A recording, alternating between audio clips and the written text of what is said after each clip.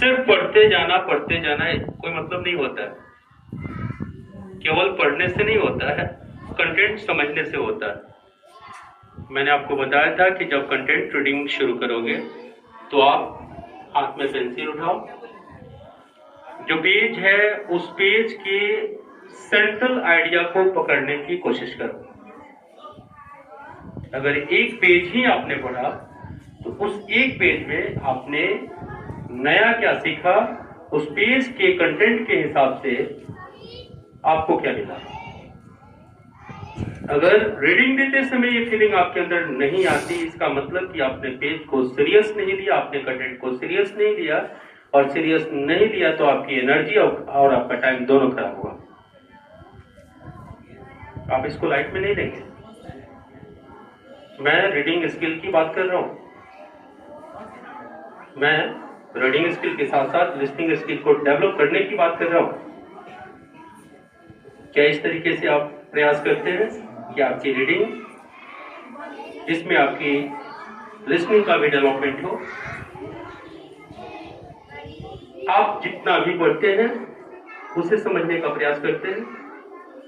अगर आप प्रयास नहीं कर रहे हैं तो आप अपना टाइम खराब कर रहे हैं, अपनी एनर्जी बर्बाद कर रहे हैं, फायदा कुछ नहीं होगा। सीखने के लिए प्रयास करने की जरूरत होती है।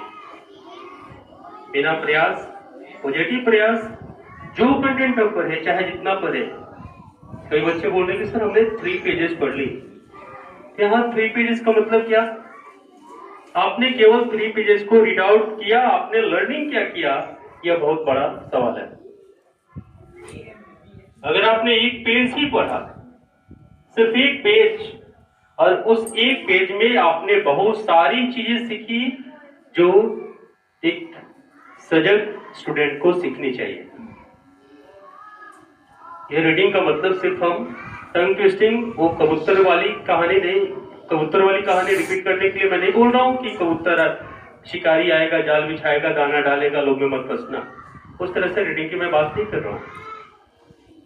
एनर्जी लगाओ, टाइम इन्वेस्ट करो और उसका रिजल्ट मिले, तब तो रीडिंग का मतलब। अगर आपने एनर्जी लगा दी, टाइम आपने इन्वेस्ट कर दिया और रिजल्ट 0, तो फिर आपने किया क्या? फिर कोई मतलब नहीं है। और यह टाइम पास, एफर्ट, यह असफल प्रयास आपके एनर्जी और आपके टाइम दोनों को बर्बाद करेगा। बदले में कुछ नहीं मिलने वाली आपको, उससे कोई फायदा नहीं होगा।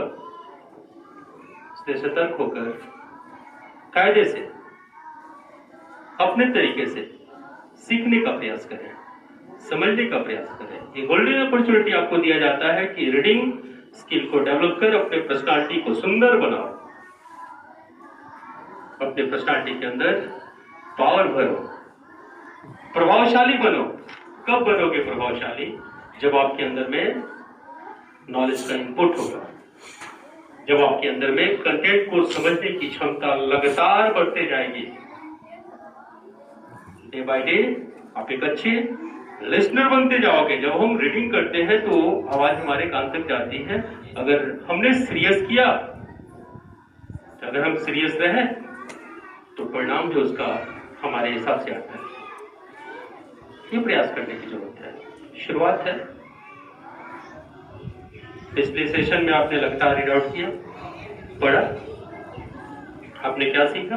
पीछे मुड़ के देखो, एक बार पीछे मुड़ के देखो, अपने प्रीवियस सेशन को देखो कि उस प्रीवियस सेशन में आपने अपनी मेहनत से, अपने लगन से, अपने विश्वास से अपने आप को कितना बदला। अगर बदलाव नहीं आई तो दोषी कौन? और यदि बदलाव आई तो रिवाइज किसका? इस पर फोकस करने की जरूरत है।